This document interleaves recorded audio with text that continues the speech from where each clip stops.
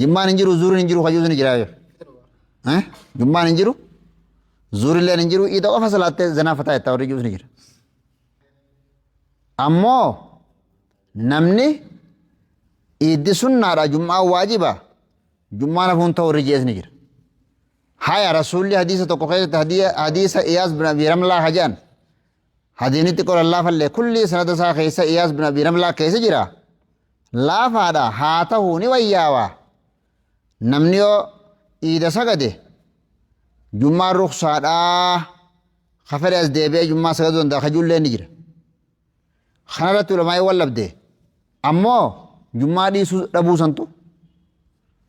jummaa dhiisuu dhabdee sagaduutu irra bareeda ittichi deemnaa himma yoo salaatti irra gaari maaliif jummaa waajiba waan ta'eef kanamma nuti ulamaa'ii tuquuf isa doon ta'in fatawaa akkasirra wal dhabuu kana silaa dhiisanii gaari fatawaa haarayaa miti fatawaan tun duratti itti bar waan ammaatii miti lakki ammaa miti ni jirti abdallaa ibnu zubayriitu kara iida salaatee kara jummaa hin dhufnee isaa bahun garree hajuu jira abdallaa ibnu zubayrii kuni sahabaadha hin salaannee jechuun irraa fudhatan zuurii humsa ganne warajuu jiraar mee maalitti argan ni gabo abdallaa ibnu zubayrii hin sagannee jechuun dandeessu itti maala wadiifni kuni gariin zuuriin hin jiru waa takka umaan jiranii afaan kaadhaa jedha ni gabo kun imma abdallaa ibnu zubayrii yoo mana sagadallee maaliif beeyta hin beeytu jechuudha waan hin beeyne takka maas sanuun maas mooquuf kun fi'ii rasuulaati miti aboo jummaan dhufee jira guyyaa keessan keessatti iidaa fi jummaan wali qabamee jira namni iida salaattanii jummaa ruksaa gooneettan ruksaa godhuu ni dandeessanii ammoo wa innaa mujammi'uunaa jira rasuulli sallallahu alaihi wasallam nuti immoo ni salaannaa je nuti ni salaanna je kam nuti ni salaanna ka iya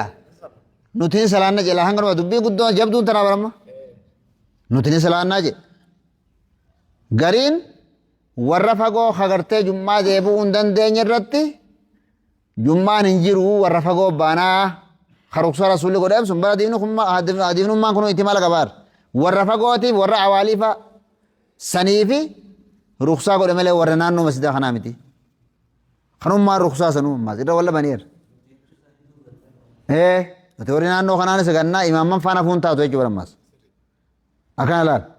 nuti jechuun warra naannoo kanaati takka imaammani takka warra naannoo masjida dhiyaatu namni fagoodhaa ruksaadhaa amma jimmaan fagoon ta'u gaa jimmaan bakka hunda guute mas asiin jimma achiin jimma hirna keessaa jimmaa meeqaa jira asumatti teessee nurra hin jiru jettee luqatuun amma hin fakkaattu beeka hin fakkaattu kanaaf wani irraa qaban wa innaa mujammi'uunaa san nuti ni salaannaa rasulli jeessan wafii rasuulillaahi uswatun hasanaadhaa wa innaa mujammi'uun nuti ni salaannaa jedhe akkasuma irraa qabatta jabduun dubbii sanii beeka nuti ni salaannaa jechuu san